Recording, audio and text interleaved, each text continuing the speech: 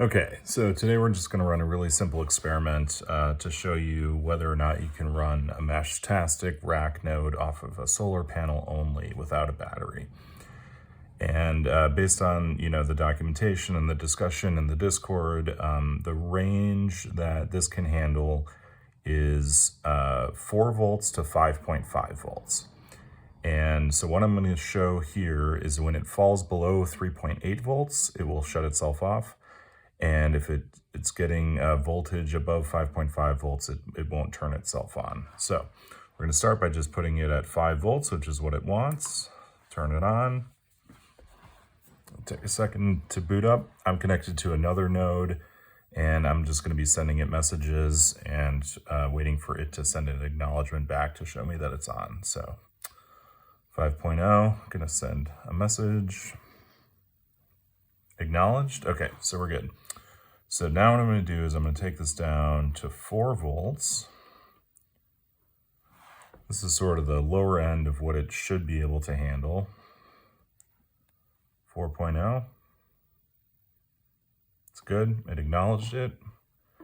Take it down one more just to 3.9 just to show you it can still technically handle 3.9 without shutting off.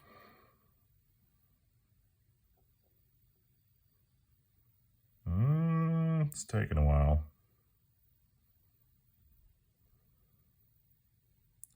Okay, it acknowledged it. And then when I take it down to 3.8, it should shut off.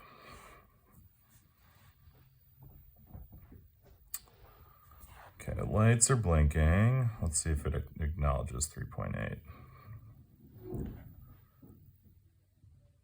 Okay, it's still, okay, well, it acknowledged it and then it shut off. So I'm going to show 3.8 again and it should fail. Yeah, okay, so it's failing. So it's not on. I'm going to turn the power off, take it up to 4. I'll take it up to 5. It should boot it back up.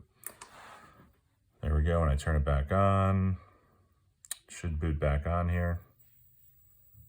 There we go. Okay. 5.0.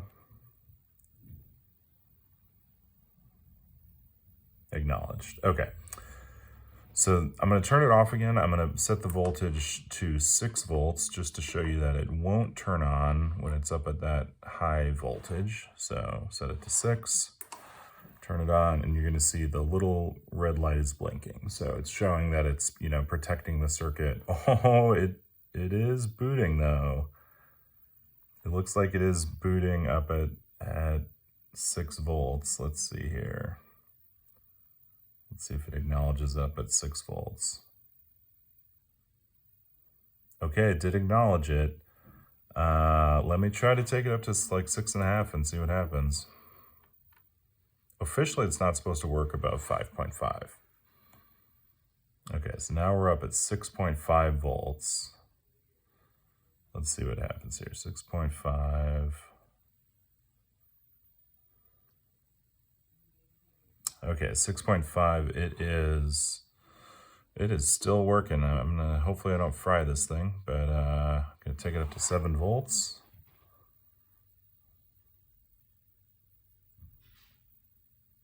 Okay, still going. Let's see. Yeah, it's acknowledging it. All right, I'm gonna shut it off, and then I'm gonna try to start it back up at 7 volts, see if that works here. Theoretically, it's not supposed to turn itself on above 5.5 volts.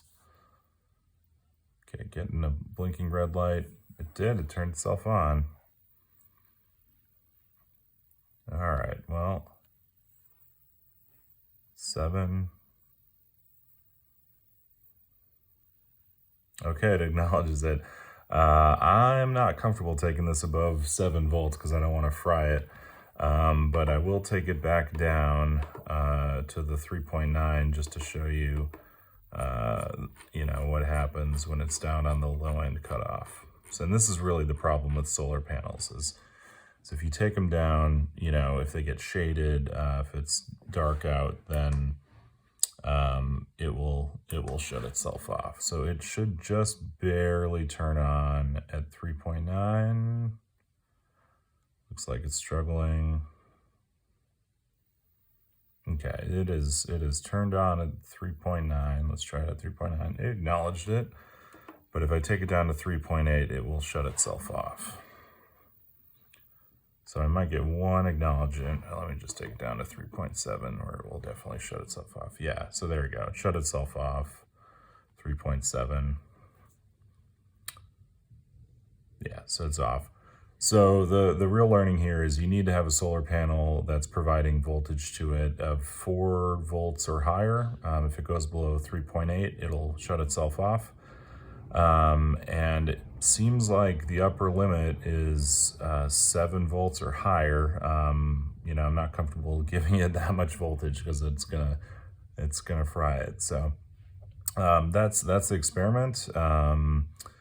Next step is I'm going to try to run one of these off of a solar panel only with no battery. The idea being that you could have a bunch of these nodes kind of out and about that just, you know, work during the day, and because they don't have any battery, there's you know, no battery to sort of run out or stop working after a while, so they should theoretically last a long time. And because between the solar panel, you know, might be $5, and then this whole kit is only $35, you're in for a $40 node.